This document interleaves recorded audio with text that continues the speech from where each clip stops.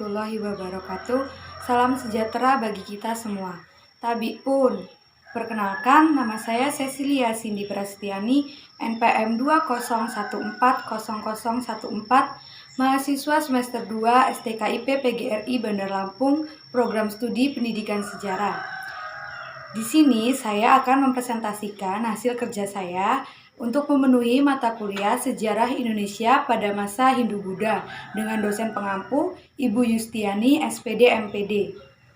Kali ini saya akan membahas mengenai Kerajaan Sriwijaya, khususnya kehidupan politik Kerajaan Sriwijaya. Teman-teman pasti sudah tidak asing kan mengenai Kerajaan Sriwijaya?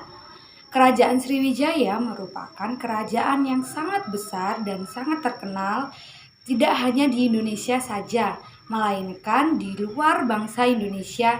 Kerajaan Sriwijaya ini juga sangat terkenal. Kerajaan Sriwijaya sangat terkenal karena letaknya yang sangat strategis dan berada di dekat Selat Malaka, di mana Selat Malaka ini menjadi jalur perdagangan yang sangat ramai karena menghubungkan antar pedagang dari Cina dan India maupun dari Romawi. Selanjutnya, kehidupan politik Kerajaan Sriwijaya.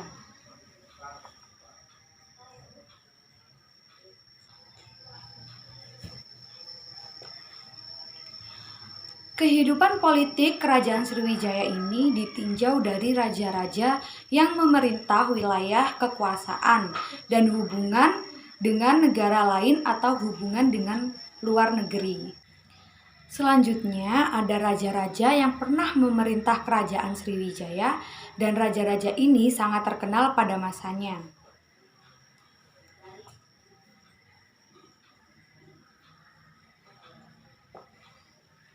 Raja pertama yang sangat terkenal di Kerajaan Sriwijaya yaitu Balaputra Dewa. Ini merupakan contoh gambar dari Balaputra Dewa. Balaputra Dewa adalah raja di Kerajaan Sailendra. Ketika terjadi perang saudara antara Balaputra Dewa dengan Pramodawardhani, kakaknya, yang dibantu oleh Rakai Pikatan yang berasal dari dinasti Sanjaya, Balaputra Dewa ini mengalami kekalahan. Akibatnya, ia lari ke Kerajaan Sriwijaya pada saat itu yang dipimpin oleh Darmasetru, yang tak lain merupakan kakak dari ibu Balaputra Dewa. Kemudian, Darmasetru mengangkat Balaputra Dewa sebagai raja pada tahun 850 Masehi. Pada saat Balaputra ini berkuasa di Kerajaan Sriwijaya, banyak mengalami perkembangan yang sangat pesat, terutama di bidang pelayaran dan perdagangan yang sangat meningkat. Raja yang selanjutnya adalah Dapunta Hyang Sri Jayanasa. Ini adalah contoh gambar dari Raja Dapunta Hyang Sri Jayanasa. Beliau ini merupakan pendiri Kerajaan Sriwijaya.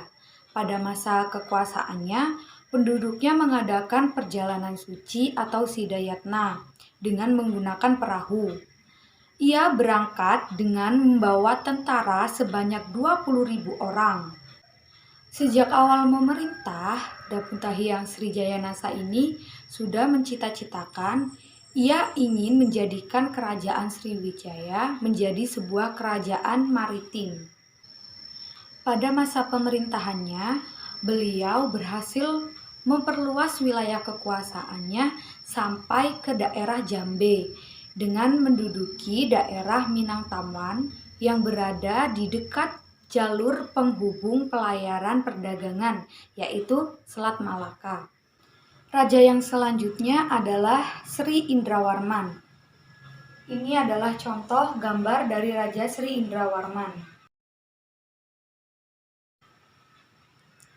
Raja Sri Indrawarman adalah raja penerus dari Dapunta Hyang Sri Jayanasa yang didapat dari petunjuk prasasti Ligor A pada 775 Masehi yang ditemukan di Thailand Selatan, yang menyebut Raja Sriwijaya menyerupai Indra yang membangun kuil di Ligor serta Sintangsu. Catatan dinasti Sung dari abad ke-11 menyatakan bahwa seorang Raja Sriwijaya mengirim utusan pada 724 Masehi. Raja yang selanjutnya adalah Raja Dharanindra.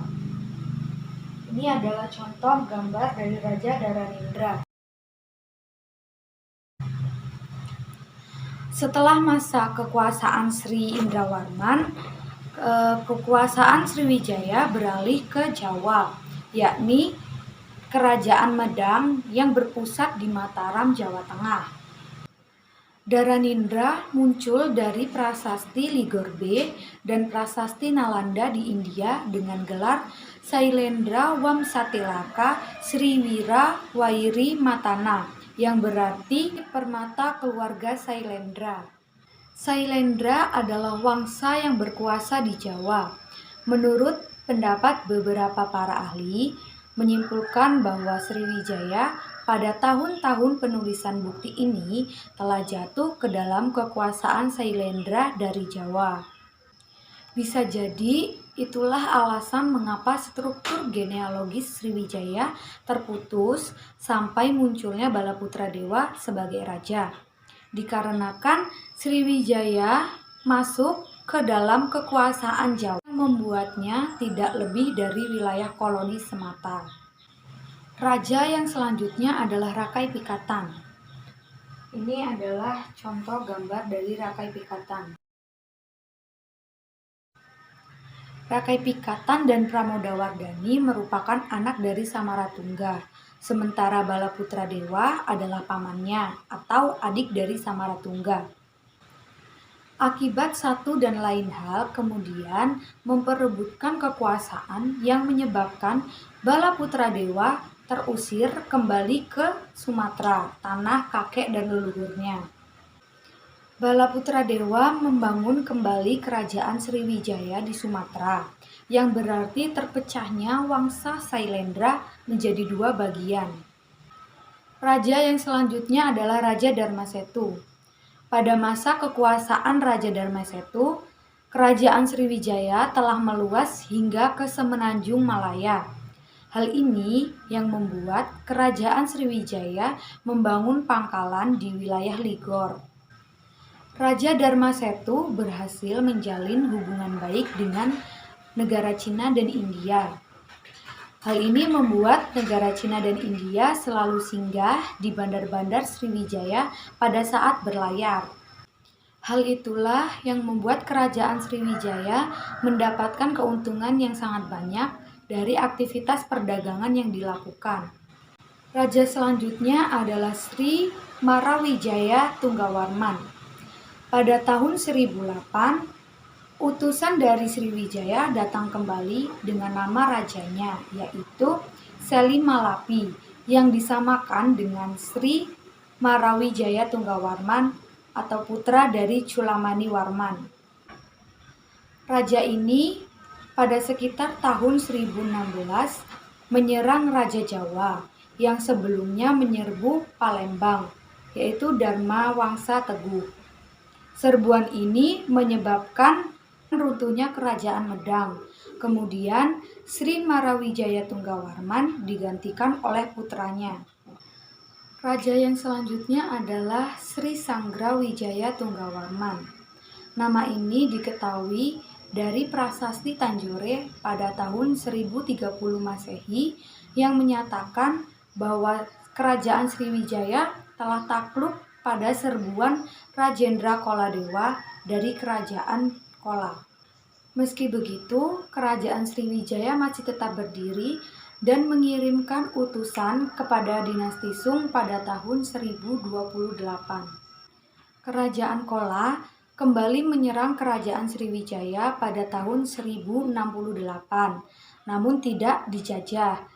Jadi, kerajaan Sriwijaya masih dapat berkuasa kembali. Akhir dari Cina mengenai kerajaan Sriwijaya adalah pada tahun 1178.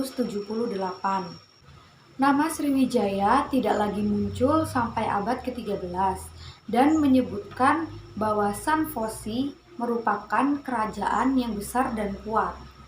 Namun beberapa ahli menyatakan Sriwijaya yang dinyatakan pada abad ke-13 sebagai pusat pelayaran dan perdagangan adalah bagian dari kerajaan Melayu Dharmasraya. Karena Singasari mengirimkan ekspedisi Pamalayu pada tahun 1275 yang menegaskan bahwa Sumatera telah dikuasai oleh kerajaan Melayu, bukan lagi kerajaan Sriwijaya. Poin yang terakhir adalah wilayah kekuasaan.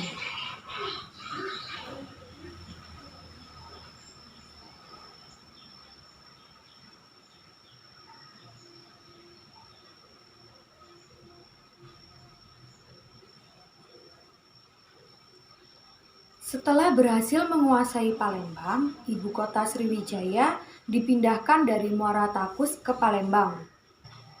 Daerah yang dikuasai oleh kerajaan Sriwijaya yaitu Pulau Bangka yang terletak di pertemuan jalan perdagangan internasional dan Jambi Hulu yang terletak di tepi sungai Batanghari. Maka pada abad ke-7, kerajaan Sriwijaya telah berhasil menguasai kunci-kunci jalan perdagangan yang penting, yaitu seperti Selat Malaka, Selat Bangka, Selat Sunda, dan Laut Jawa bagian barat. Pada abad ke-8 Masehi, kerajaan Sriwijaya meluas ke arah utara dengan menduduki Semenanjung Malaya dan Tanah Gentingkra dengan tujuan untuk menguasai jalur perdagangan antara Cina dan India.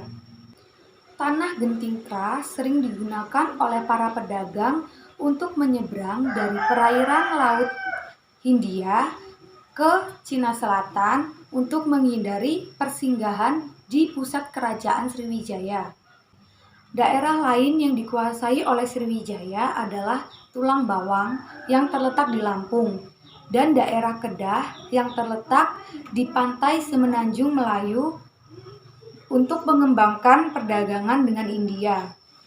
Kerajaan Sriwijaya menggusur kerajaan Kaling agar dapat menguasai pantai utara Jawa karena menjadi salah satu jalur perdagangan yang sangat penting. Pada abad ke-8 Masehi akhir, kerajaan Sriwijaya berhasil menguasai seluruh jalur perdagangan di Asia Tenggara, baik dari Selat Malaka, Selat Karimata, dan Tanah Gentingkra. Dengan berkuasa di atas wilayah itu, kerajaan Sriwijaya menjadi sebuah kerajaan laut yang terbesar di seluruh Asia Tenggara. Demikian presentasi saya pada hari ini mengenai kehidupan politik Kerajaan Sriwijaya.